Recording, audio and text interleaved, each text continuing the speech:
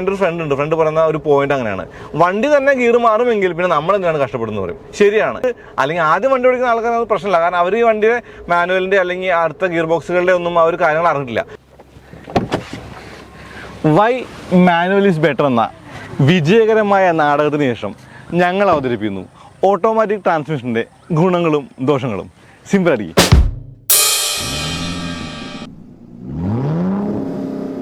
ഈ വീഡിയോ നിങ്ങൾക്കായിട്ട് സമർപ്പിക്കുന്നത് മാരുതി ജിംനിയാണ്. ജിംനിയുടെ പുതിയ എഡിഷനുകളിൽ ഒന്നാണ് ടോർക്ക് എഡിഷൻ. അപ്പോൾ ഈ വണ്ടികൾ കുറച്ചൊക്കെ അവൈലബിൾ ആണ്, നിങ്ങൾ ഷോറൂം ചെക്ക് ചെയ്തോളൂ. ഇത് പോപ്പുലർ മാരുതിയുടെ വണ്ടിയാണ്. അപ്പോൾ എന്തുകൊണ്ട് ഓട്ടോമാറ്റിക് ആണ് ബെറ്റർ എന്ന് പറഞ്ഞാൽ കുറേ അധികം കാര്യങ്ങളുണ്ട്. ഒരു കാര്യമല്ല, മാനുവൽ ട്രാൻസ്മിഷനിൽ ഞാൻ പറഞ്ഞ ഗുണങ്ങളൊക്കെ തന്നെ എൻഗേജിങ് ആണെന്നും നമ്മൾ നമ്മുടേതായിട്ടുള്ള കൺട്രോളാണ് വണ്ടി ഓടിക്കുന്നതെന്നും എല്ലാം ഉൾട്ടയായിട്ട് ഗുണങ്ങളായിട്ട് ഓട്ടോമാറ്റിക്കലി കാണാം. എന്ന് വെച്ചാൽ ഈസി ടു യൂസ് ആണ് എന്നുള്ളതാണ് ആദ്യത്തെ കാര്യം. ഞാൻ പറഞ്ഞ കാര്യങ്ങളൊന്നും തന്നെയും IMTO AMTO അല്ല കേട്ടോ. IMTO AMTO ഒക്കെ ശരിയാണ്, ഈസി ആയിട്ട് വണ്ടി ഓടിക്കാനും ഒരു ഇത്തിരി കൂടി കാറുകളിലേക്ക് ആളുകളെ എത്തിക്കാനൊക്കെ പറ്റിയ ട്രാൻസ്മിഷൻ ആണെങ്കിലും ഫൺ ഫാക്ടർ അവിടെ കുറവാണ്. ഇത് പ്രോപ്പറായിട്ടുള്ള ടോർക്ക് കൺവേർട്ടർ അല്ലെങ്കിൽ DCT അല്ലെങ്കിൽ CVT എന്നുള്ള ട്രാൻസ്മിഷനെ കുറിച്ച് മാത്രമാണ് ഞാൻ ഈ പറഞ്ഞുകൊണ്ടിരിക്കുന്നത്. ഇതിനകത്തുള്ളതാണെങ്കിൽ ഒരു ഇത്തിരി പഴയ 4 സ്പീഡ് ഓട്ടോമാറ്റിക്കാണ് torque converter with overdrive. ഓടിക്കാൻ ഈസിയാണ് എന്നതുപോലെ തന്നെയും പഠിക്കാൻ എളുപ്പമാണ്, മാസ്റ്റർ ചെയ്യാൻ എളുപ്പമാണ്. എന്ന് വെച്ചാൽ ബ്രേക്കും ആക്സിലേറ്ററും മാത്രമേ ഉള്ളൂ. ഇപ്പോൾ ലെയ്മാൻ ആ ഒരു ടേംസ് പറഞ്ഞു കഴിഞ്ഞാൽ ചുമ്മാ ആക്സിലേറ്റർ കൊടുത്താൽ വണ്ടി അങ്ങ് പോവും, ബ്രേക്ക് ഇവിടെ നിൽക്കും, അത്രേ ഉള്ളൂ. ഇപ്പോൾ ആക്റ്റീവയൊക്കെ ഓടിക്കുന്ന പോലെ ഓടിക്കാവുന്ന കാറെന്നൊക്കെയാണ് സാധാരണ ഡ്രൈവിംഗ് സ്കൂളുകാരൊക്കെ ഓട്ടോമാറ്റിക്കുകളെ കുറിച്ച് പറയാറുള്ളത്. അപ്പോൾ അതുകൊണ്ട് തന്നെ ഒരു വണ്ടിയിലേക്ക് വരിക, ഒരു വണ്ടി ഓടിച്ച് തുടങ്ങുക എന്നുള്ളത് ഏറ്റവും ഈസി ആയിട്ട് ചെയ്യാവുന്ന വണ്ടിയായിട്ട് ഓട്ടോമാറ്റിക്കിന് കാണാം. ഇതങ്ങനെ അധികമാരും പറഞ്ഞു കേൾക്കാത്തൊരു പോയിൻ്റാണ്. എൻജിൻ ലൈഫ് ഓട്ടോമാറ്റിക്കിന് കൂടുതലായിരിക്കും എനിക്ക് തോന്നുന്നുണ്ട്. അതിന് കാരണം എന്ന് പറയുമ്പോൾ ടോർക്ക് കൺവേർട്ടറാണ്. ഇപ്പോൾ നമ്മൾ സാധാരണ ക്ലച്ച് ചവിട്ടിയിട്ട് വണ്ടി ഓടിക്കുന്ന മാനുവൽസിനെ പോലെ ആ ഒരു ചവിട്ടി കുത്തലുകളില്ല, എൻജിൻ നോക്ക് ചെയ്യുന്ന പ്രശ്നങ്ങളില്ല. അങ്ങനെ എനിക്ക് തോന്നുന്നു ടോർക്ക് കൺവേർട്ടർ ഒരു ഫ്ലൂയിഡിക് കപ്പിളിങ് ആയതുകൊണ്ട് തന്നെ അതിനകത്ത് ആ ഒരു എൻജിനിലേക്ക് കൂടുതൽ ലോഡൊന്നും വരില്ല. അപ്പോൾ ഓട്ടോമാറ്റിക്കിൻ്റെ എൻജിന് ലൈഫ് കൂടുതലായിരിക്കും എന്നുള്ളതും ഒരു ഗുണമാണ്. അതൊരു കാര്യമായിട്ട് കാണാം, പ്രത്യേകിച്ചും ടോർക്ക് കൺവേർട്ടർ ആ ഒരു ഓട്ടോമാറ്റിക്കിൻ്റെ കാര്യം പറയുമ്പോൾ. ഓട്ടോമാറ്റിക് ഓടിക്കുമ്പോൾ ഞാൻ കണ്ട ഏറ്റവും വലിയ ഒരു പേഴ്സണൽ ഫീലിംഗ് എന്ന് പറയുന്നത് നമുക്ക് ആളുകളോട് ദേഷ്യം വരില്ല എന്നുള്ളതാണ്. ഇപ്പോൾ നമുക്കറിയാം, എല്ലാവരും അല്ല പറയുന്നത്, ചില ബൈക്കേഴ്സ് റോട്ടിൽ ന്യൂയിസൻസ് ആണ്. ഇപ്പോൾ നമ്മളൊരു വണ്ടി കൊണ്ട് നിർത്തിയാൽ അവരിങ്ങനെ കൊടുന്ന് കയറ്റി ഉടയ്ക്കും, അതല്ലെങ്കിൽ ഇങ്ങനെ കൊടുന്ന് കയറ്റി ഉടയ്ക്കും, അതല്ലെങ്കിൽ ഇങ്ങനെ കട്ട് ചെയ്യും, അല്ലെങ്കിൽ വഴിയിൽ നിന്ന് കയറും. അങ്ങനെ ആ ഒരു അഡാസിൻ്റെ പ്രശ്നങ്ങളൊക്കെ ഞാൻ പറഞ്ഞിട്ടുണ്ട്. അപ്പോൾ നമ്മൾ ഓട്ടോമാറ്റിക്കാണ് ഓടിക്കുന്നതെങ്കിൽ ഇപ്പോൾ ഒരു തവണ ഒന്ന് മുന്നിൽ ചാടിയാൽ നമ്മൾ വലിയതായിട്ട് മൈൻഡ് ചെയ്യില്ല, കാരണം ബ്രേക്കൊന്നും ചവിട്ടാൻ മതിയല്ലോ, സ്ലോ ആക്കി നമുക്ക് എടുത്തങ്ങ് പോകുമല്ലോ. മറ്റത് മാനുവൽ ഓടിക്കുകയാണെങ്കിൽ പിന്നെ ഗിയർ മാറണം, ഡൗൺ ചെയ്യണം, കാല് കൊടുത്ത് എടുത്ത് പോകണം, അപ്പോൾ തലവേദനയാണ്. അപ്പോൾ നമുക്ക് തോന്നും അയ്യോ ഒട്ടുപോയി തോന്നും. ഇതാകുമ്പോൾ ആ പ്രശ്നമില്ല, നമുക്ക് അങ്ങനെ ദേഷ്യവും തോന്നാതെ എടുത്തങ്ങ് പോകാൻ പറ്റുന്ന ഒരു കാര്യമായിട്ട് കാണാം. ഒരിത്തിരി കാമാവുന്നതാണ് എൻ്റെ രത്ന ചുരുക്കം. ഒരിത്തിരി കാമായിട്ട് ഓടിക്കാവുന്ന വണ്ടി കൂടിയാണ് ഓട്ടോമാറ്റിക് എന്നുള്ളതാണ്. അതായത് വലിയ ഒരു എഫേർട്ട് ഇല്ല എന്ന് പറയുന്ന പോലെ വലിയ സ്ട്രെസ്സും ഇല്ല ഓട്ടോമാറ്റിക് ഓടിക്കാനായിട്ട്. ഓട്ടോമാറ്റിക്കിന് മൈലേജ് കൂടുതലാണ്. അങ്ങനെ പറഞ്ഞാൽ കോൺട്രാക്ടർ ആവുമോ? ചിലപ്പോൾ ആയേക്കാം, എന്നാലും പറയാം. ഇപ്പോൾ DCT ഒക്കെ പ്രത്യേകിച്ച് MT IMT എന്നുള്ള വണ്ടിക്ക് എന്തായാലും മൈലേജ് കൂടുതലാണ്. ഓട്ടോമാറ്റിക്കുകളുടെ ഷിഫ്റ്റ് പോയിന്റുകളൊക്കെ ശരിക്കും കാലിബ്രേറ്റർ ആയിരിക്കും. അപ്പോൾ നമ്മൾ ചെറിയ റോട്ടിൽ ഓടിക്കുകയാണെങ്കിൽ തീർത്തും ഈസി ആയിട്ട് മൈലേജ് ഉണ്ടാക്കാൻ പറ്റിയ വണ്ടിയാണ് ഓട്ടോമാറ്റിക് എന്നുള്ളതാണ്. ഇപ്പോൾ നമ്മൾ വളരെ ലൈറ്റ് ഫുഡായിട്ട് ഓടിച്ചാൽ അതിൻ്റെ ഐഡ്ലിംഗ് സ്പീഡിലൊക്കെ വണ്ടി ട്രാഫിക്കിലൂടെയൊക്കെ ഓടിക്കുകയാണെങ്കിൽ എനിക്ക് തോന്നുന്നു, എനിക്ക് ആ ഒരു ബ്രസയുടെ ആ ഒരു ഡ്രൈവ് എക്സ്പീരിയൻസ് ആണ് അതിൻ്റെ കാര്യമായിട്ട് കൂടുതൽ പറയാനുള്ളത്. ഞാൻ ബ്രസ ഓടിച്ചപ്പോൾ എനിക്ക് മാനുവൽ ഓടിക്കുന്നതിൽ കൂടുതൽ ആ ഒരു മൈലേജ് ഓട്ടോമാറ്റിക് ഉണ്ടാക്കാൻ പറ്റി. അപ്പോൾ ശരിക്കും ശ്രമിച്ചാൽ, പ്രത്യേകിച്ചും 6 സ്പീഡൊക്കെ, ഇതിപ്പോൾ 4 സ്പീഡാണ് ഞാൻ അങ്ങനെ പറയുന്നില്ല, എന്നാലും ആ ഒരു 6 സ്പീഡ് അല്ലെങ്കിൽ 7 സ്പീഡ് DCT ഒക്കെ അത്യാവശ്യം നന്നായിട്ട് മൈലേജ് ഉണ്ടാക്കാൻ കൂടി പറ്റും എന്നുള്ളതാണ്. ഓട്ടോമാറ്റിക്കാണ് സേഫ് ഓടിക്കാനായിട്ടെന്ന് പറഞ്ഞാൽ എന്താ തോന്നുക? അതായത് നമ്മുടെ 2 കൈയും ഫുൾ ടൈം സ്റ്റിയറിങ്ങിലാണ്. നമുക്ക് ബ്രേക്കും അല്ലെങ്കിൽ സ്റ്റിയറിങ്ങും മാത്രം കൺട്രോൾ ചെയ്താൽ മതി, ഒരു കൈ എടുത്ത് ഗിയർ മാറ്റേണ്ട കാര്യമില്ല. അങ്ങനെ പറയുമ്പോൾ ശരിക്കും പുതിയ ഡ്രൈവേഴ്സിന് അല്ലെങ്കിൽ നമ്മൾ ഇത്തിരി കൂടി അഗ്രസീവായിട്ട് വണ്ടി ഓടിക്കുകയാണെങ്കിൽ, നിങ്ങൾ ചില റീൽസൊക്കെ കണ്ടു കാണും, ഞാൻ മെല്ലെ ഓടിക്കുകയാണെങ്കിൽ പേടിക്കേണ്ട കാര്യമില്ല, പക്ഷേ എൻ്റെ 2 കൈയും സ്റ്റിയറിങ്ങിലാണ് എങ്കിൽ നിങ്ങൾ ഇത്തിരി പേടിക്കണം എന്ന് പറഞ്ഞിട്ട് റീലൊക്കെ കണ്ടില്ല. അതിൻ്റെ കാര്യത്രേ ഉള്ളൂ. എന്ന് വെച്ചാൽ നമ്മൾ ഇത്തിരി സ്പീഡിൽ ഓടിക്കുമ്പോൾ നമുക്ക് 2 കൈയും സ്റ്റിയറിങ്ങിൽ വേണം. ആ 2 കൈ സ്റ്റിയറിങ്ങിലാണ് എന്നുള്ളത് തന്നെയാണ് ഓട്ടോമാറ്റിക്കിൻ്റെ സേഫ്റ്റി ആയിട്ടുള്ള കാര്യം പറയാനുള്ളത്. പിന്നെ ഡൗൺ ഷിഫ്റ്റുകളൊക്കെ വണ്ടി ആ ഒരു ബ്രേക്ക് ചെയ്യുമ്പോൾ ചെയ്യുന്നത് മാത്രമല്ലാണ്ട് പാഡ് ഷിഫ്റ്റേഴ്സ് ഉണ്ടെങ്കിൽ നമുക്ക് വളരെ ഈസി ആയിട്ട് ഡൗൺ ചെയ്യാനുള്ള ഓപ്ഷൻസ് ഉണ്ട്. ഇതിന് ആ ഒരു കാര്യങ്ങളൊന്നുമില്ല, എന്നാലും അങ്ങനെയൊക്കെ ചെയ്യാവുന്നതുകൊണ്ട് തന്നെ ഒരിത്തിരി കൂടി സേഫാണ് ഓട്ടോമാറ്റിക് എന്നുള്ളതാണ്. കുറച്ച് കൂടുതൽ കൺട്രോൾ മാനുവൽ ആണെങ്കിൽ ഇത്തിരി സേഫ്റ്റി എന്ന് പറയുന്നത്, സേഫ് എന്ന് പറയുന്നത് ഓട്ടോമാറ്റിക്കാണ് എന്നുള്ളതാണ്. ഗുണങ്ങളെപ്പോലെ ദോഷങ്ങളും ഉണ്ട് ഓട്ടോമാറ്റിക്കിന്. അതിലൊന്നാമത്തെ കാര്യം നേരത്തെ പറഞ്ഞ ഫ്യൂൽ എഫിഷ്യൻസിയുടെ നേരെ തിരിച്ചുള്ള കാര്യമാണ്. ചില ഓട്ടോമാറ്റിക്കുകൾക്ക് മൈലേജ് കുറവാണ്. ഇപ്പോൾ കുറച്ച് കാലം മുന്നേ ഉള്ള വണ്ടിയൊക്കെ എടുത്താൽ, ഉദാഹരണം പറഞ്ഞാൽ ക്രെറ്റ ഓട്ടോമാറ്റിക് അല്ലെങ്കിൽ I10 ഓട്ടോമാറ്റിക് എടുത്താൽ അതിന് ലോക്കപ്പ് ക്ലച്ച് ഒന്നുമില്ല. അതുകൊണ്ട് തന്നെ ഈ ടോർക്ക് കൺവേർട്ടറിൽ കിടന്നിട്ട് അത് എനർജി വെറുതെ വേസ്റ്റായി പോകുന്നതുകൊണ്ട് തന്നെ കുറച്ചധികം എനർജി ലോസ് ഉണ്ടാകുന്നതുകൊണ്ട് മൈലേജ് തീരെ കുറവായിരിക്കും. അതാണ് പഴയ ഓട്ടോമാറ്റിക്കുള്ള കാര്യം. ഇപ്പോൾ സാധാരണക്കാർ വണ്ടി ഓടിക്കുമ്പോൾ അവർക്ക് ഓട്ടോമാറ്റിക് വാങ്ങാൻ കുറച്ചുകൂടി എളുപ്പമായിട്ട് വന്ന കാര്യം AMT ആണ്. AMTക്ക് എന്തുകൊണ്ടാണ് മൈലേജ് വെച്ച് കഴിഞ്ഞാൽ AMT എന്ന് പറയുന്നത് ഒരിക്കലും ഓട്ടോമാറ്റിക് അല്ല, ഓട്ടോമാറ്റിക് മാനുവൽ ട്രാൻസ്മിഷനാണ്. അതായത് നമ്മൾ ചെയ്യുന്ന കാര്യം എഞ്ചിൻ റൂമിലിരുന്ന് വേറൊരാൾ ചെയ്യുന്നതായിട്ട് സങ്കല്പിച്ചാൽ മതി, പലപ്പോഴും പറയുന്ന പോലെ. രണ്ടാമത്തെ ദോഷം എന്ന് പറയുന്നത് ഹീറ്റ് കൂടുതലാണ് ടോർക്ക് കൺവെർട്ടറിന്. അത് എങ്ങനെയാണ് അത് ബാധിക്കുന്നത് വെച്ചാൽ അതും ആ ഒരു ഫ്യൂൽ എഫിഷ്യൻസിൻ്റെ കാര്യമായിട്ടാണ് ബാധിക്കുക. ഇനിയുള്ള പ്രശ്നം ബോറിംഗ് ആണ് വണ്ടി ഓടിക്കുക എന്നുള്ളതാണ്. ചില ഓട്ടോമാറ്റിക്കുകളെന്ന് മാത്രം പറയാണ്. അതായത് ചില ഓട്ടോമാറ്റിക്കുകൾ വലിയ സുഖമൊന്നും ഉണ്ടാവില്ല ഓടിക്കാനായിട്ട്. ഷിഫ്റ്റ് പോയിന്റുകൾ ഭയങ്കര ലാഗി ആയിരിക്കും. അതല്ലെങ്കിൽ നമുക്ക് വണ്ടിയുടെ ഒരു കൺട്രോൾ കയ്യില്ലാത്ത പോലെ ഫീൽ ചെയ്യും. അങ്ങനെയുള്ള ഒരു കാര്യങ്ങൾ കൊണ്ടൊക്കെ ഞാൻ ഉദാഹരണം പറഞ്ഞാൽ എനിക്ക് തോന്നുന്നു കഴിഞ്ഞ വേർഷനായിട്ടുള്ള ഗ്ലോസ്റ്ററിന് അങ്ങനെ പ്രശ്നം ഉണ്ടായിരുന്നു, MG ഗ്ലോസ്റ്ററിന്. അങ്ങനെ ചില വണ്ടികളുണ്ട് അത് ഇത്തിരി ബോറിംഗ് ആയിരിക്കും ഓടിക്കുക എന്നുള്ളതും ഈ ഓട്ടോമാറ്റിക്കിൻ്റെ പ്രശ്നമായിട്ട് കാണാവുന്ന കാര്യം. ഈസി ആൻഡ് ബോറിംഗ് വേണോ ഫൺ വേണോ എന്ന് ചോദിച്ചാൽ നിങ്ങൾ ചൂസ് ചെയ്യും.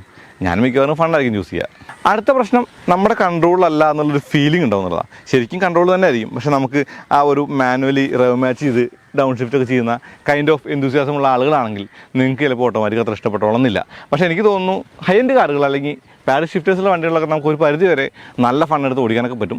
പക്ഷേ അപ്പോഴും ആ ഒരു എൻഗേജിങ് ആയിട്ടുള്ള ആ ഒരു കാര്യമില്ല. പിന്നെ നമ്മുടെ കൺട്രോളിൽ നമ്മൾ വണ്ടി ഓടിക്കാനുള്ള ഒരു പ്രൈഡ് കൂടിയാണ്. അതുകൊണ്ടാണ് പോർഷെ പോലുള്ള അല്ലെങ്കിൽ അങ്ങനെയുള്ള ഹൈ എൻഡ് കമ്പനികൾ ഫ്രീ ഓഫ് കോസ്റ്റിൽ ഇന്ത്യയിൽ അല്ലെങ്കിൽ ഇന്ത്യയിൽ തന്നെ ഉണ്ടെന്ന് തോന്നുന്നു ഫ്രീ ഓഫ് കോസ്റ്റിൽ ഓട്ടോമാറ്റിക് മാനുവൽ ആ ഒരു കൺവേർഷൻ കൂടി അനുവദിക്കുന്നത്. അടുത്തത് പർട്ടിക്കുലർലി പറയേണ്ട കാര്യം ലാഗാണ്. ഇപ്പോൾ DCTക്ക് ചെറിയൊരു ലാഗ് ഉണ്ട് എടുക്കുന്ന സമയത്ത്. പക്ഷേ AMT പോലുള്ള ട്രാൻസ്മിഷനുകളിൽ ആ ലാഗ് നമുക്ക് ഫീൽ ചെയ്യും. ലാഗ് എന്ന് പറയുമ്പോൾ ഹെഡിനോടും അതല്ലെങ്കിൽ ആ വണ്ടി ഒരു അടുത്ത ഷിഫ്റ്റിലേക്ക് മാറുന്ന ഒരു കാര്യം നമുക്ക് ഫീൽ ചെയ്യും. അതും ഒരിത്തിരി ഓട്ടോമാറ്റിക്കുകളുടെ ഒരു പ്രശ്നമായിട്ട് പറയാവുന്ന കാര്യമാണ്. അടുത്ത പോയിന്റ് എന്ന് പറയുന്നത് പെർഫോമൻസിൻ്റെ കാര്യമാണ്. ഞാൻ നേരത്തെ പറഞ്ഞ പോലെ ബോറിംഗ് ആണെന്ന് പറയേണ്ടത് നേരെ ഓപ്പോസിറ്റാണ്.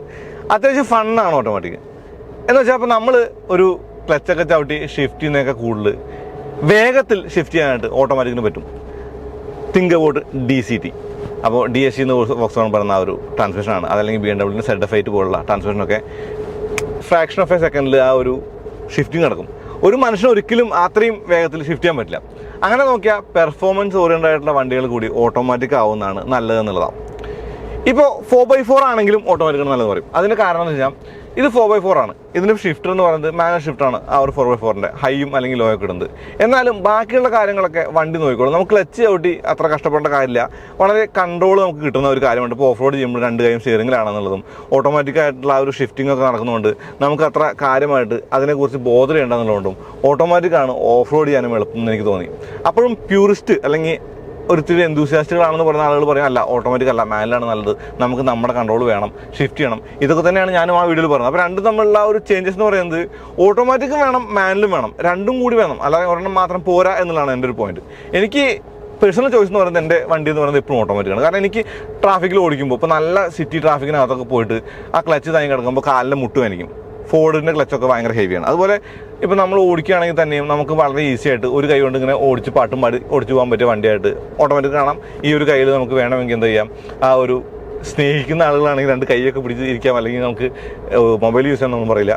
അതുപോലെ ഭക്ഷണം കഴിക്കുന്ന ആളുകളുണ്ട്, വെള്ളം കുടിക്കുന്ന ആളുകളുണ്ട്. ഇതൊന്നും ചെയ്യാൻ പാടില്ല, മൾട്ടി ടാസ്കിങ് ഡ്രൈവിങ്ങിൽ പറഞ്ഞ കാര്യമല്ല. പക്ഷേ എന്നാലും ഇതൊക്കെ ചെയ്യാനുള്ള പോസിബിലിറ്റീസ് കൂടുതൽ എളുപ്പമെന്ന് പറയുന്നത് ഓട്ടോമാറ്റിക്കലാണ് എന്നുള്ളതാണ്.